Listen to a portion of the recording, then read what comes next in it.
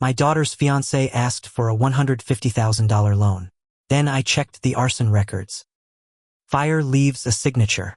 It is a violent, chaotic force, but it is not unpredictable. It obeys the laws of physics, terrain, and weather. After 32 years with the Oregon Department of Forestry, fighting wildfires from the Cascades to the coast, I learned to read a burned landscape the way a forensic pathologist reads a body. I know how a 50-mile-per-hour east wind bends the flames. I know the distinct, acrid smell a crown fire leaves in the soil. Fire doesn't lie. People, on the other hand, lie all the time. I was thinking about the predictability of fire on a rainy Tuesday evening in November. My daughter, Qley, had brought her fiancé, Derek, over for dinner at my place in Bend. Qley is a pediatric nurse, blessed with her late mother's boundless empathy and an unfortunate habit of trying to rescue broken things. Derek seemed like a decent enough guy at first.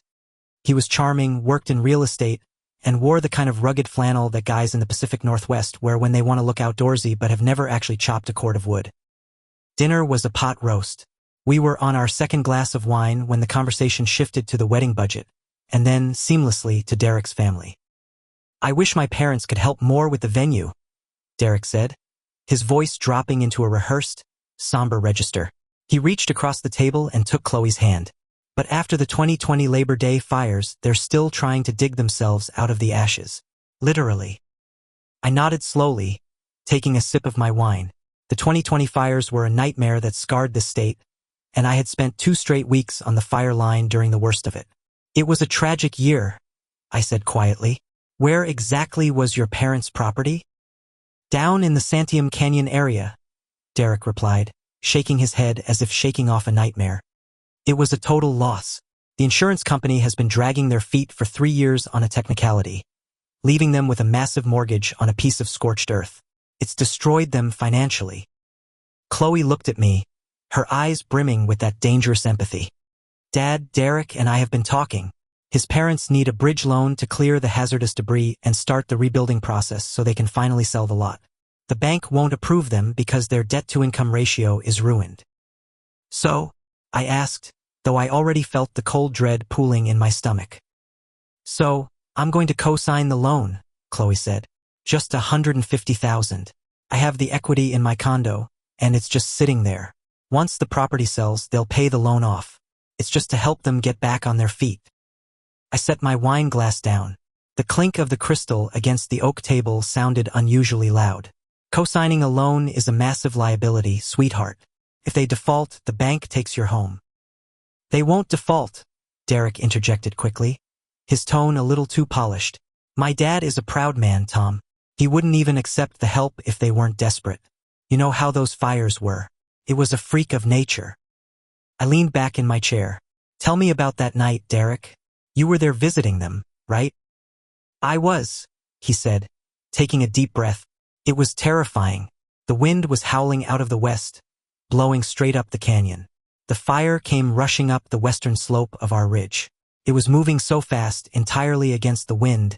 If you can believe it, a massive wall of flame hit the north side of the house first. We barely had time to grab the dogs and get in the truck.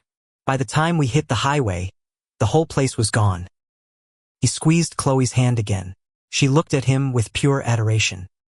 But I wasn't looking at his face. I was looking at the timeline in my head. "A wall of flame hit the north side of the house?"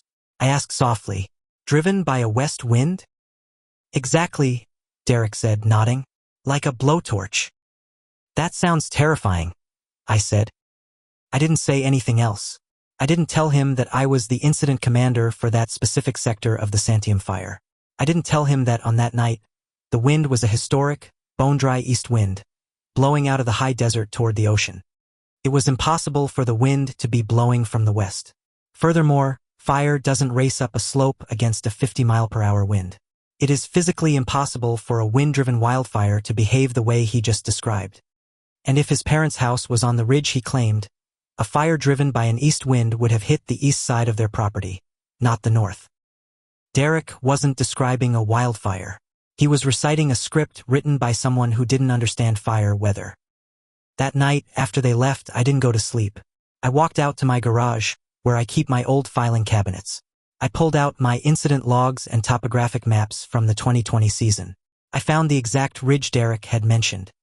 The fire had indeed burned through there, but it hadn't reached that specific subdivision until 4 a.m. Derek had claimed they fled at 9 p.m. because the house was already engulfed. My heartbeat slowed to a calm, steady rhythm. In my line of work, panic gets you killed. When you spot a danger, you don't scream, you dig a fire line. The next morning, I made a phone call. Dave Halloway was a former fire marshal who now worked as a senior fraud investigator for the National Insurance Crime Bureau, NICB. Dave and I had worked dozens of arson cases together over the decades. Tom. Dave's gravelly voice came through the speaker. To what do I owe the pleasure? Don't tell me you're coming out of retirement. Not exactly, Dave. I need you to run a name through the claims database. Off the record, family named Vance. Property in the Santiam Canyon. Burned in the 2020 fires. I gave him the details. Dave told me he'd need a few days. I spent that time agonizing over my daughter. Qley was already picking out floral arrangements and talking about honeymoon destinations. Every time she mentioned the loan, I gently suggested we hold off until I could review the paperwork to make sure she was protected. 3 days later, my phone rang. Tom, Dave said, and his voice lacked any of its usual warmth. You need to sit down. I'm sitting. The Vance family property in Oregon did burn down in 2020, Dave began. But they aren't victims. They are professionals. Explain. Oregon was their third total loss in 15 years. In 2008, they lost a massive ranch in Texas during the Bastrop County Complex fires. Insurance paid out $1.2 million. In 2015, they lost a luxury cabin near Lake Tahoe during a wildland fire. Payout was $1.8 million. They buy overvalued properties in extreme high-risk fire zones, overinsure them, wait for a red flag warning day when a real wildfire breaks out nearby, and then they deliberately torch their own house. They let the chaos of the natural disaster mask their arson. My grip on the phone tightened until my knuckles turned white. And Oregon? Oregon is where they got sloppy, Dave continued. The fire investigators found unusual burn patterns in the basement, traces of an accelerant. It wasn't enough to file criminal charges because the whole area was a disaster zone and evidence degraded, but it was enough for the insurance company to deny the $3 million claim. The Vances are currently tied up in litigation, completely broke, and drowning in legal fees. They're bankrupt, I realized aloud. Worse, they're desperate, Dave said. If someone is asking your daughter to sign a financial instrument for these people, you need to pull the plug right now. They are parasites. I thanked Dave and hung up. I looked out the window at the rain falling on my driveway. Derek didn't just want a bridge loan. He was trying to attach himself to my daughter's pristine credit and the equity of her home to bail his family out of a failed insurance scam. If she signed that paperwork, they would bleed her dry, default on the loan, and let the bank take her home while they walked away clean. I didn't call Qley to yell. I didn't send an angry text. Instead, I called Derek. I kept my voice perfectly supportive. Derek, it's Tom. I've been thinking about the loan for your parents. I want to help. I actually have a buddy who is a notary and a loan officer. Why don't you bring the paperwork down to my old firehouse, Station 42, tomorrow afternoon? We'll get everything signed and notarized. Tom, that's amazing, Derek said, his relief palpable even through the phone. Qley will be so thrilled. We'll see you tomorrow. Station 42 sits on the edge of town. A quiet brick building smelling of diesel exhaust, damp canvas hoses, and floor wax. The current captain let me borrow the back conference room. I arrived an hour early. Dave drove down from Portland and was waiting for me, carrying a thick black binder. At 2 p.m., Derek walked through the glass doors. He had Qley with him.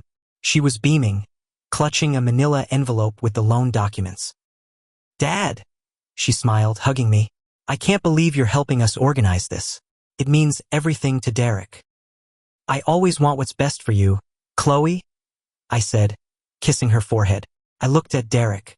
His polished smile was perfectly in place. Have a seat, Derek. Derek and Qley sat on one side of the heavy wooden table. Dave and I sat on the other.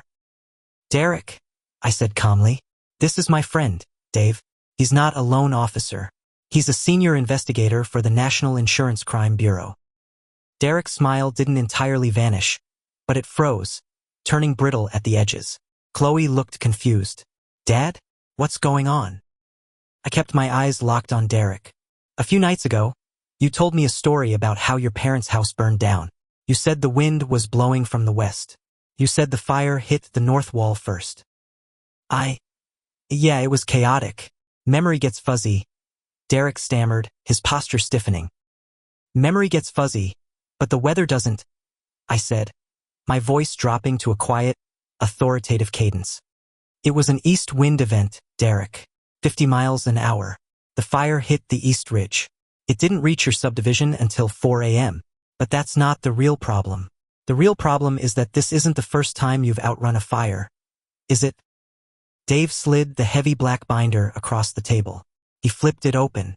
The top page showed a photograph of a burned-out ranch in Texas. Texas, 2008, Dave said, his voice devoid of emotion. He flipped the page. Lake Tahoe, Nevada, 2015. And Oregon, 2020. Over $4 million in insurance payouts, until the carrier in Oregon found the accelerant in your parents' basement and denied the claim. Qley stared at the photographs, all the color draining from her face. Derek? What is he talking about? Derek stood up, his chair scraping violently against the linoleum floor. This is insane. You're ambushing me with some paranoid conspiracy theory because you think no one is good enough for your daughter. He looked at Qley, reaching for her arm. Qley, come on. We're leaving. Qley flinched, pulling her arm back. She looked at the binder, then at me, and finally at the man she was supposed to marry. Is it true, Derek? She whispered. Did your insurance deny the claim because of fraud? It's a technicality, Derek snapped, his polished veneer finally shattering, revealing the desperate, cornered man underneath. They're trying to screw us. We needed this loan, Qley. You promised. You didn't need a bridge loan to clear debris, I said, my voice echoing slightly in the quiet room. You needed clean credit to launder a fraudulent debt. You were going to let my daughter put a lien on her home, and then you were going to default. You were going to let her burn, just like those houses. Derek stared at me. He looked at Dave, who was quietly tapping a pen against a notepad, radiating the quiet threat of federal prosecution. Derek didn't argue anymore. He realized that the perimeter had been secured, the fire line dug, and there was no way out. Without another word, Derek turned and walked out of the conference room. A moment later, we heard the heavy glass door of the fire station click shut. The silence in the room was suffocating. Qley sat frozen, staring at the empty chair beside her. Then, slowly, she put her face in her hands and began to sob. It was a brutal, heartbreaking sound.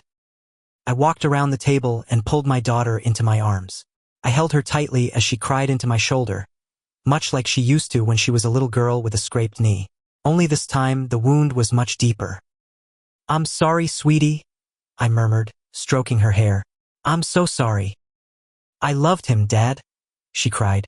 I just wanted to help him.